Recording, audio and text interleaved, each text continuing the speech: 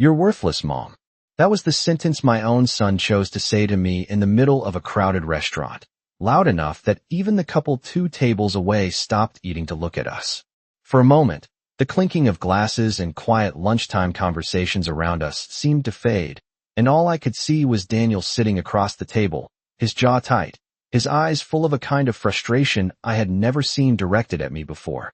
I remember the way the sunlight came through the tall window beside our table, landing across the polished wood surface, warming the coffee cup in front of me.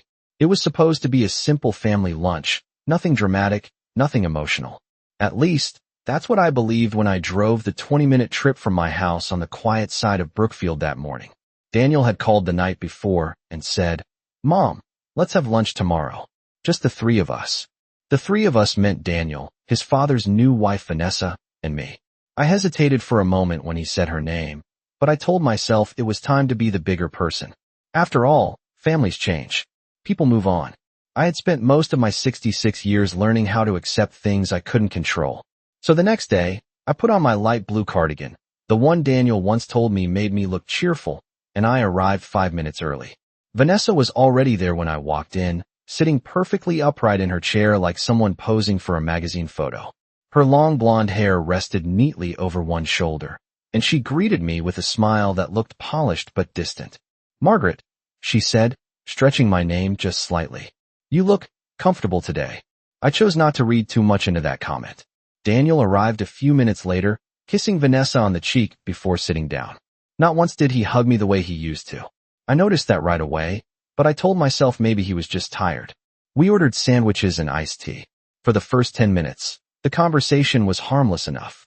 Vanessa talked about a charity event she attended the previous weekend.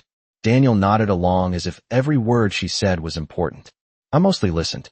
That had become my role lately, listening quietly while other people talked about the life that used to feel like mine. Then something shifted. Vanessa casually mentioned how helpful she had been to Daniel's father recently, organizing paperwork, helping manage appointments, even giving advice about finances.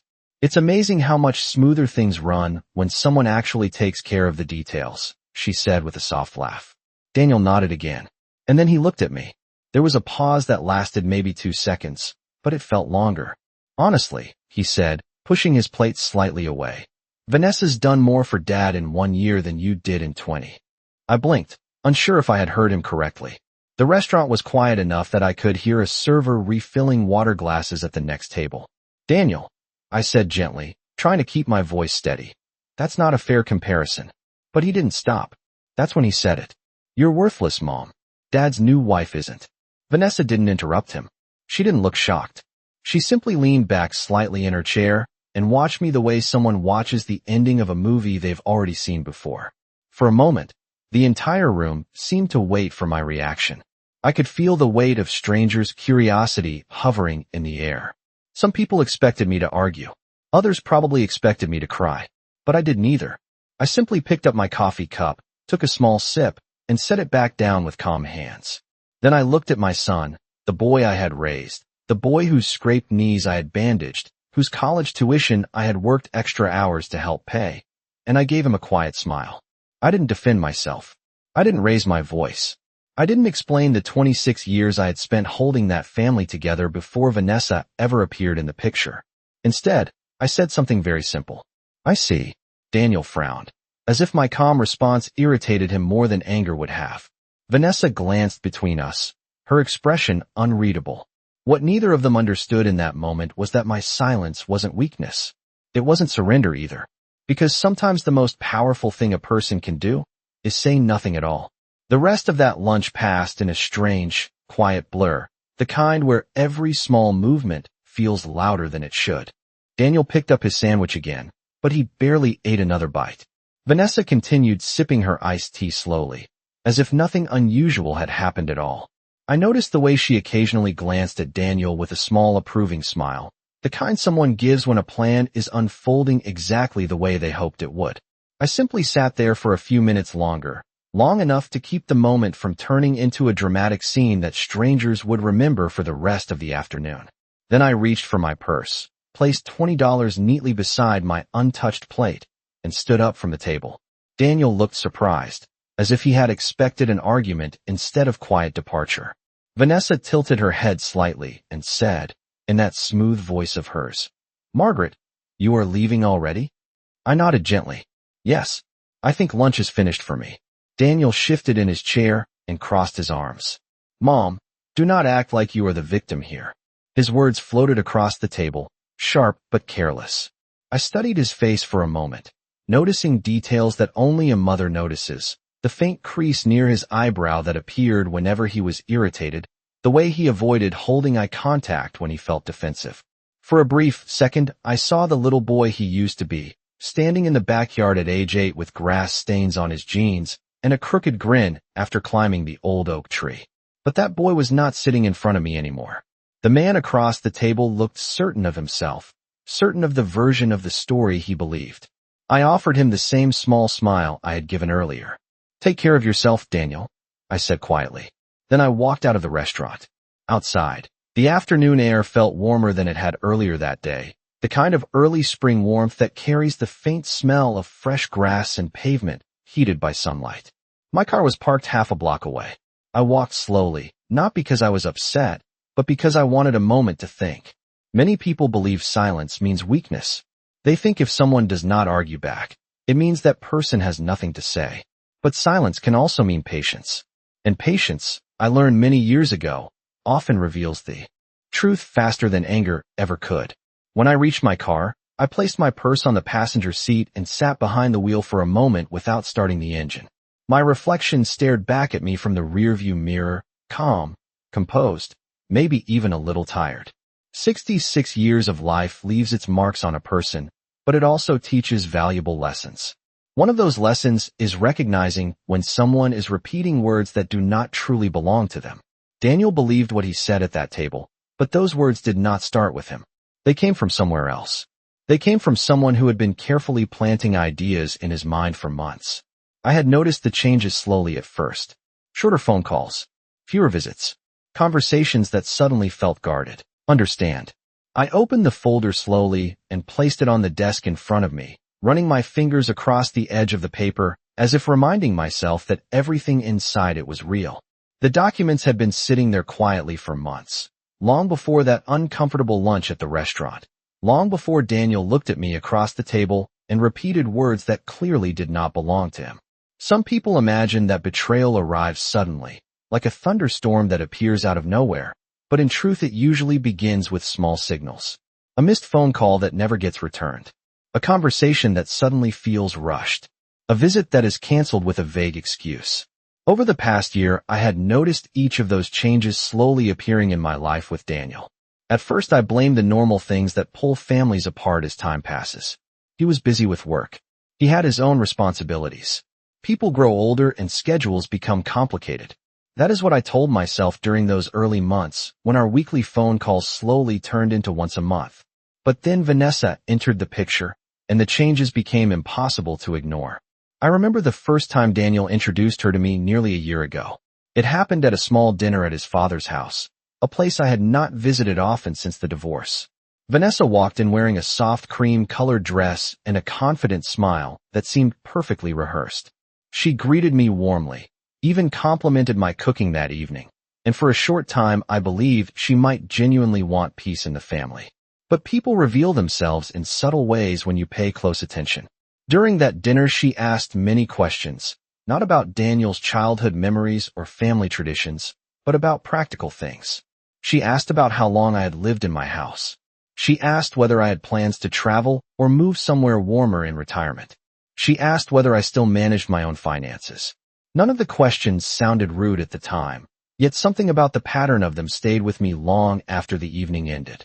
Over the next several months, I saw Daniel less and less.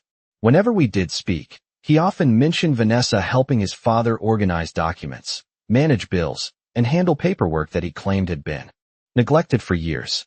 Each time he spoke about her, there was an edge of admiration in his voice, as if she had stepped into a role that nobody else had fulfilled. I never corrected him, even though I knew the truth about how many years I had spent balancing budgets, managing household expenses, and making sure every tuition payment and mortgage installment was paid on time. Instead, I listened quietly. Silence can be a very useful tool when you're trying to understand what is really happening around you. About 6 months ago, after one particular conversation with Daniel that left me uneasy, I scheduled an appointment with my attorney, a thoughtful man named Robert Jenkins who had helped me with several legal matters in the past. His office sat just 10 minutes from my house, inside a modest brick building near the town courthouse. I remember sitting across from him in a comfortable leather chair while he reviewed several documents I had brought with me. We discussed property ownership, financial accounts, and a few long-term decisions that I had postponed for many years because I believed my family relationships would always remain steady. Robert listened carefully, asked several practical questions, and then helped me organize everything into a clear plan. By the time that meeting ended, the folder now resting on my desk had begun to take shape. Every page inside it represented a choice I had made calmly and thoughtfully. I closed the folder again and rested my hand on top of it for a moment, remembering Daniel's voice at the restaurant only a few hours earlier. "You are worthless, Mom. Dad's new wife is not." The words sounded harsh, but they also confirmed something important for me. They confirmed that the quiet preparation I had begun months ago had not been unnecessary after all. I stood from the desk and walked back toward the kitchen, the late afternoon light stretching across the wooden floor as the sun moved lower outside. Somewhere across town, Daniel was probably finishing that lunch with Vanessa, still convinced that his words had settled something between us. What he did not realize was that long before that moment, long before Vanessa began guiding his opinions, I had already started preparing for the day when the truth would finally come to the surface. The next morning arrived quietly, the kind of calm morning that often follows a day when something important has shifted beneath the surface. Sunlight filtered through the kitchen window as I prepared a simple breakfast and poured myself a cup of coffee. For many years my mornings had followed the same steady rhythm, a rhythm shaped by routines that once revolved around Daniel when he was younger. Even now, long after he had grown into adulthood, small habits remained. I still woke up early. I still checked the front porch for the newspaper, even though most news now arrived on a screen. And I still believed that patience revealed more truth than confrontation ever could. After breakfast, I carried my coffee to the small table near the window and sat down with a quiet sense of clarity. The words Daniel spoke at lunch the day before no longer echoed with the same sting. Instead, they felt like confirmation of something I had already suspected for a long time. Vanessa had not simply appeared in the family by coincidence. She had studied the situation carefully, learning where influence could be placed and where doubt could grow. Some people move through life loudly, demanding attention. Others work more quietly, shaping opinions one small suggestion at a time. Vanessa belonged to the second group. Over the past year, I had observed the pattern clearly. Daniel would call me less often, but when he did speak, he repeated certain phrases that sounded strangely familiar. He talked about how disorganized his father's paperwork had been before Vanessa stepped in. He talked about how helpful she had been managing financial details. Sometimes he even mentioned that she was the only person truly paying attention to the practical side of things. The first few times I heard those comments, I simply listened. Eventually, I realized something important. Daniel was not describing new facts. He was repeating a story someone else had carefully placed in his mind. That realization was exactly why I visited Robert Jenkins 6 months earlier. Robert had listened patiently while I explained the gradual shift inside my family. When I finished speaking, he folded his hands on the desk and said something I still remember clearly. He told me that when relationships begin changing because of outside influence, the most powerful response is preparation rather than argument. Preparation gives a person options. Argument only gives the other side more noise to work with. That advice stayed with me. Over the following months, Robert helped me organize documents, clarify ownership records, and update several decisions that had remained untouched for years. None of those changes were rushed. Every step was calm and carefully reviewed. At the time, Daniel had no idea those conversations were taking place. In fact, the last time he visited my house, about 3 months earlier, he sat comfortably in the living room while Vanessa walked slowly through the hallway examining framed photographs and small decorations on the shelves. I remember noticing how her attention lingered on certain details. She studied the layout of the house. She asked casual questions about when I planned to renovate the kitchen or whether I had ever considered downsizing. Daniel laughed when she said the place felt too large for one person. He told her I had lived there for decades and probably never planned to leave. I smiled politely and said nothing. Vanessa's eyes moved around the room again, thoughtful, calculating in a way she probably believed no one noticed. That afternoon, she asked one final question before they left. She wondered aloud whether I had ever written a will or organized my long-term plans. Daniel chuckled and told her I was the most organized person he knew. I simply walked them to the front door and wished them a safe drive home. Standing there on the porch, watching their car disappear down the quiet street, I understood something very clearly. Vanessa believed she was slowly guiding the direction of our family's future. What she did not realize was that by the time she started asking those questions, the future she imagined was already changing in ways she had not anticipated. Now, sitting in my quiet kitchen the morning after that lunch, I finished the last sip of my coffee and placed the cup gently on the table. 1 week from that moment, something important was scheduled to happen. Something that would require Daniel and Vanessa to look directly at the truth instead of the version of events they had built together. And when that day arrived, silence would no longer be the only thing waiting for them. The days that followed passed with a quiet rhythm, yet beneath that calm surface I knew the situation inside my family was slowly tightening like a knot waiting to be pulled loose. Daniel did not call. After the lunch at the restaurant, which was not surprising. When people say something harsh in the heat of emotion, they often avoid contact afterward because silence feels easier than reflection. I spent those days doing ordinary things. I watered the small rose bushes along my front walkway. I visited the grocery store on Maple Street where the cashier, a friendly young man named Tyler, always asked about the weather as if it were the most fascinating topic in the world. I even met my neighbor Carol for coffee one afternoon. From the outside, my life looked completely normal, and in many ways it was. The truth is that age teaches you how to separate emotional storms from daily life. While others panic or rush into arguments, experience allows you to move slowly and think clearly. On the third day after that lunch, my phone finally rang. Daniel's name appeared on the screen. I let the phone ring twice before answering, not out of anger, but simply to steady my thoughts. "Hello, Daniel," I said calmly. There was a brief pause on the other end of the line. "Mom," he replied, his voice sounding slightly cautious, as if he expected tension. "I wanted to let you know something." I waited quietly. "Next week, Dad is having a small meeting about some financial planning," he continued. "Vanessa thinks it would be good if everyone came so we can keep things organized as a family." His choice of words made me smile slightly. Vanessa thinks. Organized as a family.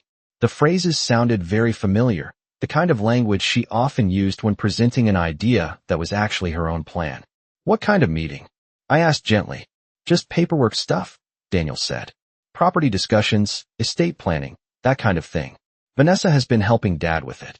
I could almost picture Vanessa standing nearby while he spoke, guiding the direction of the conversation without appearing directly involved. Daniel continued explaining that the meeting would take place in 1 week at Robert Jenkins's office downtown. Hearing that detail confirmed something important for me. Vanessa believed she was taking control of the family's future by arranging that meeting. What she did not realize was that Robert already knew the entire story from my perspective months earlier. "That sounds reasonable," I told Daniel. "I will be there." He seemed relieved by my calm response. "Good," he said quickly. "Vanessa just wants everyone to be on the same page." Again, that phrase carried her influence. After we ended the call, I placed the phone on the kitchen counter and looked out the window toward the backyard. The late afternoon sun was beginning to settle behind the tall oak tree near the fence line. Everything outside looked peaceful, the same quiet yard where Daniel used to play when he was a child. Yet inside my mind, the pieces of the situation were finally moving toward their moment of clarity. Later that evening, I opened the folder on my desk again and reviewed the documents Robert had prepared with me months earlier. Each page represented a careful decision made without anger and without urgency. I had not created those plans to punish anyone. I had created them to protect the truth of my life and the years of effort I had invested in building stability for my family. Vanessa believed she was guiding events toward an outcome that would benefit her influence and position. Daniel believed he was simply supporting the person he trusted most at the moment. Neither of them understood that by scheduling that meeting in Robert Jenkins's office, they had unknowingly stepped into the exact place where the full story would finally become impossible to ignore. I closed the folder again and turned off the lamp on my desk. Only 1 week remained before that meeting, and for the first time since the lunch at the restaurant, I felt a quiet certainty settle over me. Sometimes people assume silence means surrender, but the truth is that silence can also mean preparation.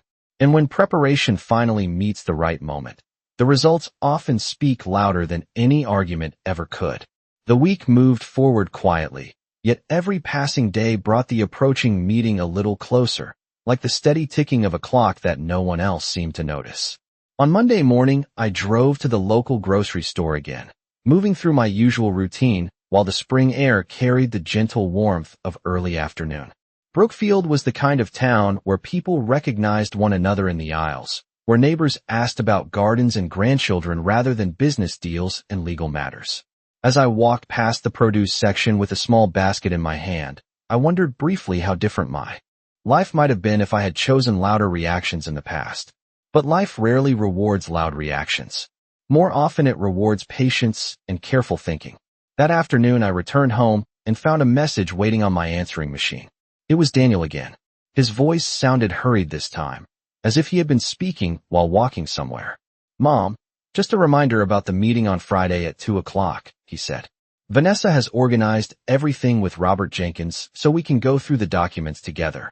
I noticed once again how easily Vanessa's name slipped into the center of the situation, as if she were the one guiding every step forward. Daniel continued speaking for another few seconds, mentioning that his father would be there as well and that it should not take more than an hour. When the message ended, the quiet house returned to its usual stillness. I stood in the kitchen for a moment looking at the small blinking light on the answering machine before walking down the hallway toward my office. The folder remained exactly where I had left it on the desk. For months those papers had represented preparation. Now they represented timing. I opened the folder and reviewed the pages once more, not because I doubted the decisions inside them, but because it helped me appreciate how carefully everything had been arranged. Robert had made sure every detail was clear, every signature in the right place, every legal step properly documented. There would be no confusion when the moment arrived. Later that evening, I stepped outside onto the front porch just as the sky began shifting into the soft colors of sunset. The porch swing creaked gently as I sat down, and for a moment I allowed my mind to wander back through the years. Daniel had grown up in this very house. I remembered teaching him how to ride a bicycle along the quiet street in front of the yard. I remembered school science projects spread across the dining room table and the excitement in his voice the day he received his college acceptance letter. Those memories did not disappear simply because adulthood brought complications.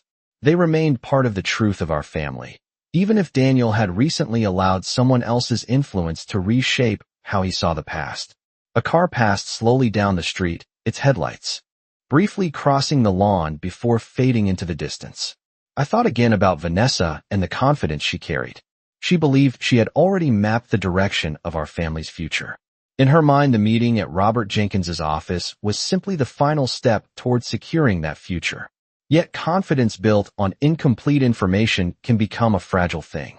What Vanessa did not know was that Robert had spoken with me again earlier that same afternoon. The call had been brief and professional. He simply confirmed the time of the meeting and assured me that everything was ready. His calm tone reminded me that he had witnessed many complicated family situations during his career. Compared with some of the stories he must have seen, ours was probably simple. Still, even simple situations reveal important truths about people when money, trust, and loyalty begin pulling in different directions. As the evening air cooled around the porch, I stood up and walked back inside the house. The clock on the wall read a little after 8 o'clock. Only 4 days remained before Friday afternoon arrived. Somewhere across town, Daniel was likely convinced that the meeting would confirm everything Vanessa had been telling him for months. He believed he was walking into a straightforward conversation about paperwork. Vanessa believed she was walking into the final step of a plan she had been carefully guiding since the day she entered our family. Neither of them understood that Robert Jenkins's office was about to become the place where preparation, patience, and truth would quietly meet face to face. Friday arrived with a clear sky and a cool breeze that moved gently through the quiet streets of Brookfield.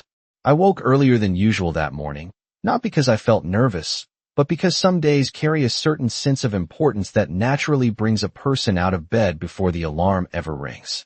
The house was still and peaceful as I walked into the kitchen and prepared a simple breakfast. Outside the window, the neighborhood looked exactly as it always had, calm and familiar, with the tall oak tree in my yard casting long shadows across the grass. For a moment, I stood there with a cup of coffee in my hands and allowed myself to breathe in the quiet of the morning. 6 days had passed since the lunch where Daniel looked across the table and called me worthless. Strangely, the word no longer carried any emotional weight for me. It had become more like a distant echo from a moment that had already begun fading into the past. After finishing breakfast, I returned to my office and opened the folder one final time. The papers inside were arranged neatly, each document carefully reviewed during my conversations with Robert Jenkins months earlier. I flipped through them slowly, not searching for mistakes, but simply acknowledging the quiet preparation that had led to this morning. Some people imagine revenge as something loud or dramatic, but the truth is that the most effective moments of clarity often arrive quietly, carried by facts that cannot be argued away. Around noon, I changed into a light gray jacket and gathered my purse before heading out the door. Robert Jenkins's office was only about 10 minutes away, located in the same modest brick building near the courthouse where we had met before. The drive through town felt ordinary. Cars moved steadily through the intersections, and a few people walked along the sidewalks enjoying the mild spring weather. When I pulled into the parking lot, I noticed Daniel's car already parked near the entrance. A second car I recognized as Vanessa's was parked beside it. I took a slow breath before stepping out of my vehicle. Inside the building, the hallway smelled faintly of polished wood and old paper, the familiar scent of offices where documents and decisions shape people's futures. Robert's receptionist greeted me politely and guided me toward the conference room at the end of the hall. As I stepped inside, Daniel was already seated at the long table with his father and Vanessa. My former husband sat quietly with his hands folded, looking somewhat tired but attentive. Vanessa appeared confident, dressed neatly, and holding a small notebook as if she were ready to guide the entire conversation. Daniel looked up when I entered. His expression shifted briefly, perhaps remembering the lunch earlier that week, but he quickly cleared his throat and nodded. "Mom, you made it," he said. I took a seat across the table and offered a calm smile. "Of course," I replied. Vanessa leaned slightly forward with the kind of polite enthusiasm she often used when presenting something important. "Margaret, we are glad you could come," she said smoothly. "This meeting will help everyone understand the financial planning moving forward." Her words were careful and professional, yet beneath them I sensed the quiet confidence of someone who believed the outcome was already decided. A moment later, Robert Jenkins entered the room carrying a thick folder and a calm expression that had probably reassured hundreds of clients before us. He greeted everyone warmly and took his place at the head of the table. "Thank you all for coming," he said in his steady voice. "Today we will review several important documents so that everyone clearly understands the current arrangements." Vanessa straightened slightly in her chair, clearly ready to hear the details she believed would confirm everything she had been expecting for months. Daniel leaned back, looking relaxed, perhaps imagining the meeting would be quick and simple. I folded my hands quietly in front of me and waited, because in only a few moments, the assumptions that had guided their confidence were about to meet the truth that had been patiently waiting in Robert Jenkins's folder. Robert Jenkins opened the folder slowly and adjusted his glasses before looking around the table, the calm expression on his face making the room feel unusually quiet. "Thank you for coming today," he began again in a steady, professional voice. "I understand that everyone is here to review the financial and property arrangements connected to Margaret's estate and long-term planning." Vanessa nodded quickly as if she had been expecting exactly those words. She leaned slightly forward in her chair, resting her hands on the notebook in front of her. Daniel appeared relaxed beside her, his posture casual, as though this meeting would simply confirm the ideas he had already accepted as truth. Robert continued speaking, carefully opening the first set of documents. "Over the past several months, Margaret and I have reviewed her financial records, property ownership, and several legal decisions regarding the future of her estate." Vanessa's confident smile widened slightly at the mention of those preparations, as if she believed the discussion was moving exactly in the direction she had predicted. It is important that everyone clearly understands how these arrangements are structured, Robert continued. He slid the first document across the table so it could be seen by everyone. To begin with, Margaret remains the sole legal owner of her residence on Willow Street, along with the surrounding property and associated financial accounts tied to that property. Daniel nodded slowly, clearly unsurprised by that detail. Vanessa also remained calm, though I noticed the way her eyes moved quickly across the page as if searching for the part that truly mattered to her. Robert turned to the next document. Several months ago, Margaret decided to update her long-term estate plan. At those words, Vanessa's posture straightened with renewed attention. Daniel leaned slightly closer to the table as well. Robert placed another document beside the first one. This updated plan outlines exactly how Margaret's property and financial assets will be distributed in the future. Vanessa finally spoke, her voice carefully polite. "That sounds very responsible," she said with a soft smile. "It is always good when families organize these things early, so there is no confusion later." Robert nodded politely at her comment, but continued without changing his calm tone. In addition to the updated estate plan, Margaret also established a living trust earlier this year. The room grew noticeably quieter. Daniel glanced briefly in my direction before looking back at Robert. "A trust?" he asked, sounding mildly surprised. Robert confirmed with a small nod. "Yes. The trust holds the primary ownership of several of Margaret's key financial assets, including the residence and the investment accounts associated with it." Vanessa's smile faded slightly for the first time since the meeting began. "And who manages that trust?" she asked carefully. Robert turned a page and placed another document on the table. "Margaret remains the primary trustee during her lifetime.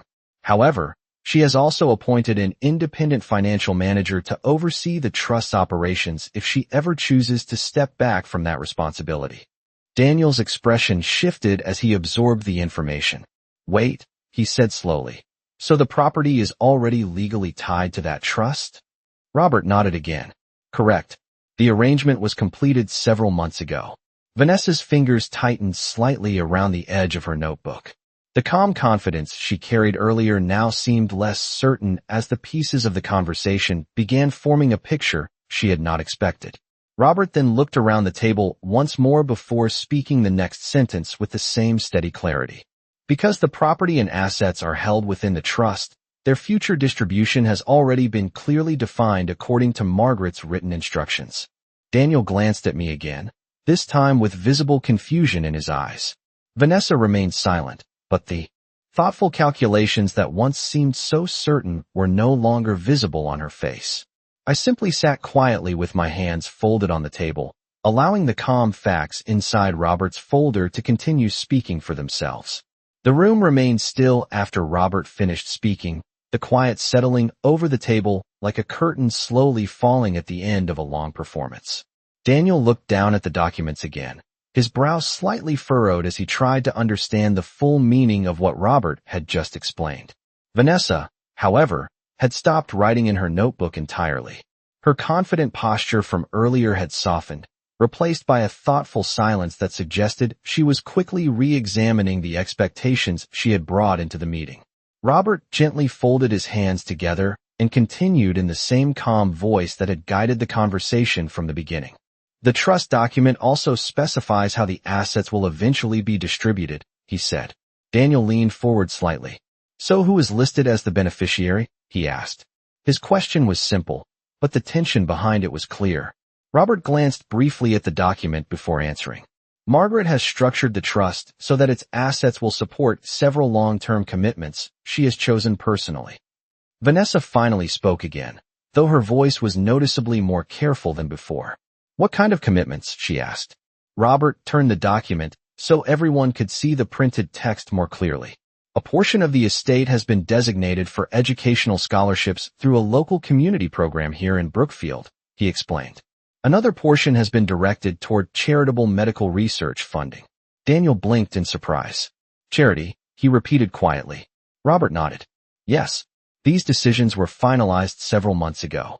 The air in the room felt different now, as if the conversation had gently shifted into territory no one except me and Robert had expected. Vanessa looked down at the papers again, her eyes moving quickly as she tried to locate the details she must have believed would be there. After a moment, she asked the question that had clearly been forming in her mind since Robert mentioned the trust. "And Daniel?" she said carefully. "Where does he appear in these arrangements?" Robert answered without hesitation. "Daniel is included as a secondary beneficiary of several personal accounts Margaret maintains outside the trust structure, but the primary estate holdings connected to. The residence and investment portfolio are governed entirely by the trust's charitable and educational directives." Daniel leaned back slowly in his chair, the realization settling over his face piece by piece. He looked toward me, confusion mixed with something deeper, something closer to reflection. "Mom," he said quietly, "when did you do all of this?" I met his gaze calmly before answering. "Several months ago," I said.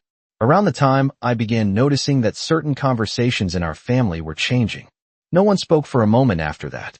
Robert allowed the silence to sit naturally in the room, as experienced professionals often do when people need time to process information that cannot easily be undone. Vanessa closed her notebook gently and placed her pen on the table. The certainty that once surrounded her seemed to have disappeared entirely, replaced by a quiet stillness. Daniel looked back down at the documents again, reading the words more slowly this time. I watched him carefully, not with anger, but with the same patience that had guided me through the entire situation. Finally, he spoke again, his voice softer than before. "I did not realize you had already planned everything," he admitted. I gave him a small, calm smile. "Planning ahead is something I learned many years ago," I said. "It helps people avoid confusion later." Robert gathered the documents neatly back into his folder and closed it with a gentle motion. "If anyone has further questions about the trust or the estate structure, I will be happy to answer them," he said politely. But no one spoke. The meeting that Vanessa believed would secure control over the future of my estate had quietly revealed a very different reality. As we all sat there in the stillness of that conference room, one truth had finally become clear to everyone present. Silence had never meant weakness. Sometimes silence simply meant that the real decisions had already been made long before anyone thought to question them.